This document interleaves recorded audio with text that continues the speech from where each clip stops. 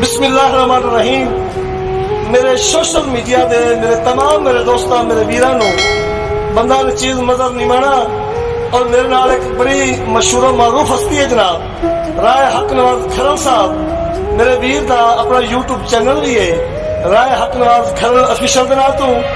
और जो छोटा वीर जनाब राय आशिक अली खरल मेरे वीरां तलक ते रिश्ते उकाले नाल। लेकिन इस मौजूद असी जनाब ताज कंपनी के करीब एक पार्क छोटा जहा लाहौर। मैं दिराज साहब रिक्वेस्ट की है कि राज साहब जनाब बड़े बड़े दौरे पढ़ते ने तो सुनते हो कि चंगे लगते हो सानू।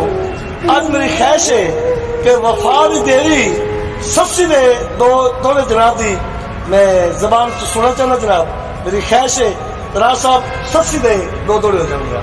निमाणा साहब के सारी उम्र दी मेहनत सस्सी दी कल जट दी नींद तबाह गई। वाह भी वाह। और दे ज़हन च हाई हुण वस पईयां कर खान ते गलत बिसा गई। क्या बात। ते निमाणा साहब अपने जिंदिया समर जफा दी हाँ एक बारी कबर नु ढा गई। अच्छा यू हर रेगिस्तान दे जर्रे तू शोरी कुछ दी केच दा हाय हाय हाय हाय वाह भी वाह। निमाणा साहब के आंधी की गई हाँ। जिन्हां नाल रसाइयां कीतियां नी उन्हां नाल एक वारी लड़िया। हाय हाय हाय ते गत समर नु हौल ते चल चेती मेरा जान दरवाजे हाय हाय हाय हाय वाह भी वाह। मेरे सिख दे केज दे राठ बलोचा हाँ बड़ा उठ नफरत दे काड़िया। हाँ। अल्लाह अखबार मलुटी होवण दे सने जितियां सेज ते चढ़िया हाय वाह भी वाह। अच्छा राज साहब एक ना थोड़ा माफ करना एक थोड़ा मैनू भी ਹੁੰਦਾ सस्सी ਦਾ। मैं छोटा जहा जो मैं थोड़ा याद किया सी ते मेरा दिल है कि मैं जनाब समाप्त कर दिया।